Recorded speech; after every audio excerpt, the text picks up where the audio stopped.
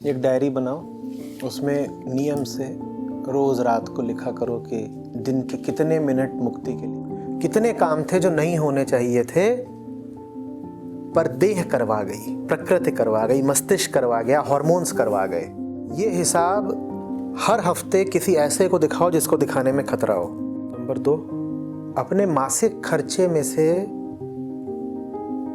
बताओ कि अपनी मुक्ति पर कितना खर्च कर रहे हो। महीने भर में तुम्हारी जहां कहीं भी मौजूदगी रही, तुम्हारी मौजूदगी का कितना प्रतिशत मुक्ति के लिए रहा? क्या तुमने अपनी मुक्ति के लिए यात्रा करी? प्रत्येक सप्ताह अपने लिए किसी ग्रंथ के कुछ अध्याय निर्धारित करो। हर महीने खाने की किसी एक चीज का त्याग करना है और कोई एक चीज भोजन में शामिल करनी है। एक डायरी बनाओ, उसमें नियम से रोज रात को लिखा करो कि दिन के कितने मिनट मुक्ति के लिए बिताए, बिल्कुल साफ हिसाब। और उसमें लिखा करो कि कितने काम थे जो तुम्हें नहीं करने चाहिए थे पर प्रकृति करवा गई। ईमानदारी से इन सारे हिसाबों का, कामों का विवरण लिखा करो। सबसे पहले लिखो कि मुक्ति के लिए कितना समय दिया, फिर लिखो कि कितने काम थे जो नहीं होने चाहिए थे पर देह करवा गई, प्रकृति करवा गई, मस्तिष्क करवा गया, हार्मोन्स करवा गए। ये हिसाब हर हफ्ते किसी ऐसे को दिखाओ जिसको दिखाने में खतरा हो। ये जो लिखा है इसको हफ्ते दर हफ्ते नियमबद्ध किसी ऐसे को दिखाओ जिसको दिखाने में खतरा हो। नंबर 2, अपने मासिक खर्चे में से बताओ कि अपनी मुक्ति पर कितना खर्च कर रहे हो।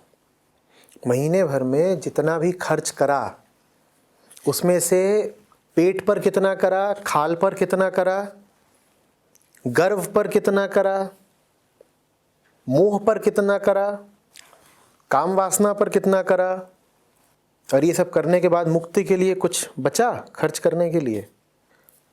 समय को देख लिया, धन को देख लिया, अब अपनी उपस्थिति को देखो। महीने भर में तुम्हारी जहां कहीं भी मौजूदगी रही, तुम्हारी मौजूदगी का कितना प्रतिशत मुक्ति के लिए रहा? तुम यहाँ भी पाए जाते हो, तुम वहाँ भी पाए जाते हो, तुम क्या किसी जगह पर अपनी मुक्ति के लिए भी पाए गए? इसमें फिर यात्रा आ जाती है। क्या तुमने अपनी मुक्ति के लिए यात्रा करी? क्योंकि यात्रा तो करते ही हो, घर से दफ्तर तक की, दफ्तर से बाजार तक की, और बाजार से घर तक की, रिश्तेदारों के यहाँ तक की। ये भी यात्राएं ही तो हैं। तो यात्राओं में मुक्ति के लिए कौन सी यात्रा करी? प्रत्येक सप्ताह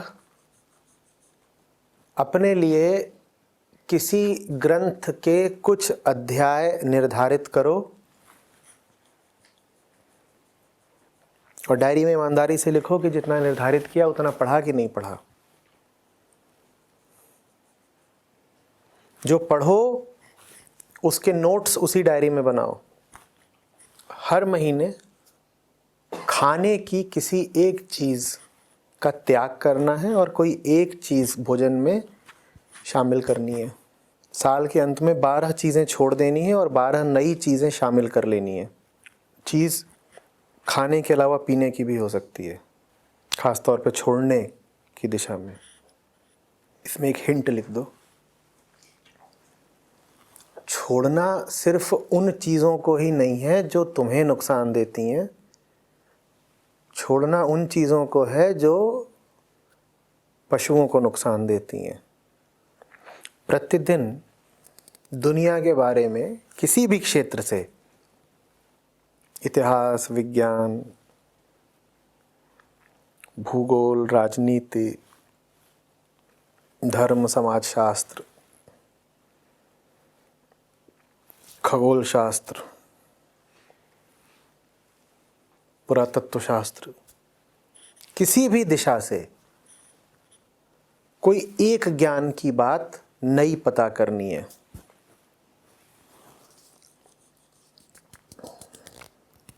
ऑनलाइन ज्ञानकोश बहुत हैं। विकिपीडिया के ज़माने में ये पता करना 5 से 15 मिनट का काम होना चाहिए, बस एक कोई नई बात रोज़ पता करनी है। किसी एक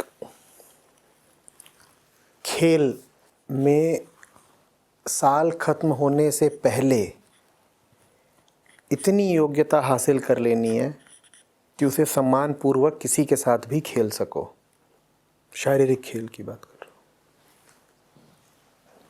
कोई एक कला विकसित करनी है, अगर वो कला संगीत या किसी वाद्य यंत्र से संबंधित हो तो सबसे अच्छा। पर्यावरण और पशुओं के प्रति जागरूकता बढ़ाने के लिए किसी सार्थक अभियान का हिस्सा बने। अगर आपके पास धन की कोई कमी नहीं है तो किसी गरीब बच्चे के भरण पोषण और शिक्षा की जिम्मेदारी अपने ऊपर लें। और ये जो आखिरी बिंदु है, इसका मतलब ये नहीं है कि कहीं पैसा दे आए। इसका मतलब ये है कि आपको उसके अभिभावक की तरह ये सुनिश्चित करना होगा कि उस बच्चे का विकास हो रहा है। नहीं तो आजकल बहुत इस प्रकार की योजनाएं चलती हैं कि एक मुश्त इतना पैसा दे दो किसी संस्था को, कोई एनजीओ है, और वो आपके दिए पैसे से किसी बच्चे को खाना पीना देगी और उसको पढ़ाएगी लिखाएगी। मैं उसकी बात नहीं कर रहा हूँ। मैं किसी ऐसे का अभिभावक बनने की बात कर रहा हूँ जो आपके जिस्म से पैदा नहीं हुआ है, उसको बच्चे की तरह पालना पोसना है। इसका मतलब ये आवश्यक नहीं है कि आप उसे अपने घर ही ले आएं। अगर वो अपने घर में पल पुस रहा है, बड़ा हो रहा है तो कोई बात नहीं, पर आप ये सुनिश्चित करेंगे कि उसको शिक्षा मिल रही है, उसका विकास हो रहा है। और ये सुनिश्चित करने के लिए सिर्फ धन देना काफ़ी नहीं होगा, आपको समय भी देना पड़ेगा।